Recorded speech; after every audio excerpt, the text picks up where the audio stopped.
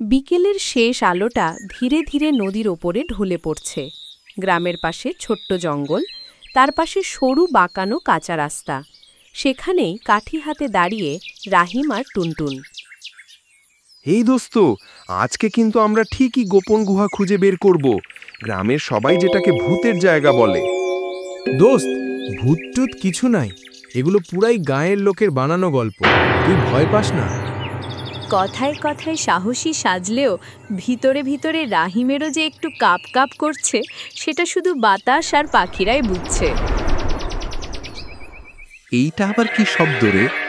কেউ কি লুকায় আমাদের সাথে প্র্যাঙ্ক করতেছে নাকি?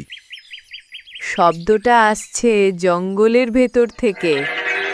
দুজন একবার একে অন্যের দিকে তাকায়, তারপর ধীরে ধীরে জঙ্গলের ভেতরে পা বাড়ায়। জঙ্গলের ভেতরে ঢুকতেই চারদিক ঠান্ডা ঠান্ডা লাগে। পাখিদের ডাক, পাতার মর্মর শব্দ, আর সাথে অদ্ভুত সেই টিং টিং আওয়াজ। হঠাৎ সামনে ওরা দেখতে পায় একটা ছোট পাথর। ওটার গায়ের উপর সবুজ নীল আলো ঝিলমিল করছে।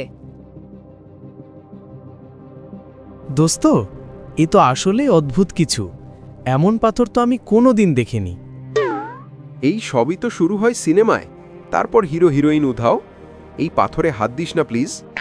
কৌতূহল একটা অদ্ভুত জাদু। একটা চাপ দিলে কি হবে দেখি। দেখতে দেখতে চারদিক ধোঁয়ায় ঢেকে যায়। টুনটুন চিৎকার করতে যায়, কিন্তু শব্দ বের হয় না। আর চোখের সামনে থেকে রহিম হঠাৎ গায়েব।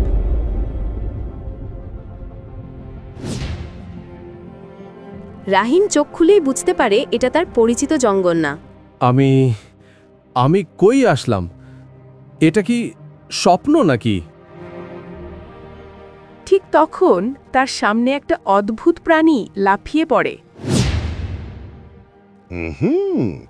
অবশেষে নতুন একজন এসে পড়ল আমাদের জাদুর বনে। তুই কথা বলতে পারিস? অবশ্যই পারি।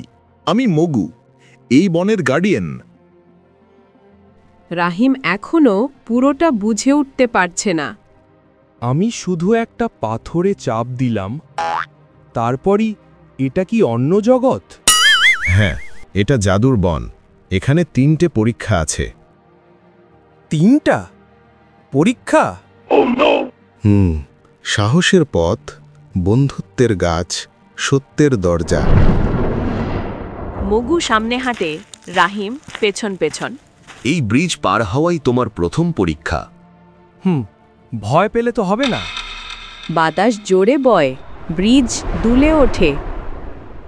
দেখো, তুমি পারবে। না, আমি থামব না। অবশেষে সে ব্রিজ পার হয়। অভিনন্দন ছোট হিলো।